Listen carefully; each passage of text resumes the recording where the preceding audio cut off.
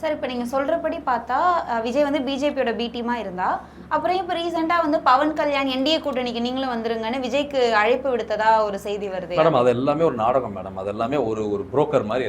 அது ஒரு எபிசோட்ஸ் மாதிரி. அது ஒரு பெரிய ட்ராமா. அது அப்படி ப்ரொஜெக்ட் பண்ணுறது. இவனுங்க பிரேக்கிங் நியூஸ்க்காக அதெல்லாம் பண்ணுவானுங்க. நீங்கள் தயவுசெய்து அதை நம்பாதீங்க.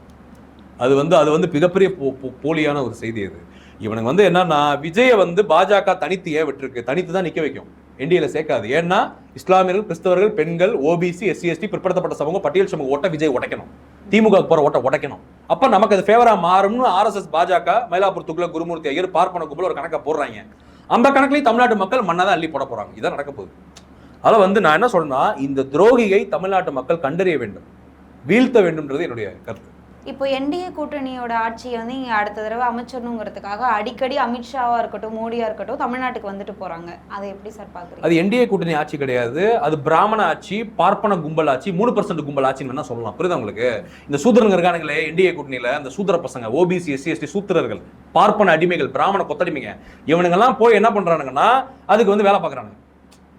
இது மிகப்பெரிய சதி நடக்குது தமிழ்நாட்டை அழிப்பதற்கு. இது என்னன்னா, தந்தை பெரியார் அழிக்கணும், திராவிட கருத்தியல் அழிக்கணும், திமுக அழிக்கணும், தமிழர்கள் அழிக்கணும், தமிழ்நாட்டை அழிக்கணும், தமிழ் மொழி அழிக்கணும். அதுக்கு தான் அவங்க எல்லாம் சேர்றாங்க, இந்த கைக்கூலிங்க. ஏன்னா காலங்காலமாவே கைக்கூலிங்க இருக்கிறாங்க. நீங்க வரலாற்றிலே பாத்தீங்கன்னா எட்டப்ப இருப்பான், நம்ம தமிழ் சமூகத்தில் நிறைய கைக்கூலிங்க இருப்பானுங்க. அந்த மாதிரி சைமன் செபஸ்டியன் நாம் தமிழர் கட்சி தம்பிங்க, அவனுங்க ஒரு கைக்கூலிங்க.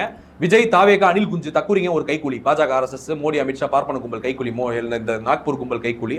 அப்படி வச்சுக்கோங்க. அதுக்கடுத்து வந்து நீங்க அப்படி இந்த என்டிஏ கூட்டணி எல்லாம் சூத்திரம் தான். ஓபிசியில் ஒரு சூத்திரங்க இருப்பானுங்க, 10 சூத்திரனுங்க, எஸ்சி எஸ்டியில் ஒரு 10 சூத்திரனுங்க இருப்பானுங்க. எல்லாருமே சேர்ந்து இவனுக்கு பார்ப்பானுங்களுக்கு வேலை பார்க்குறாங்க.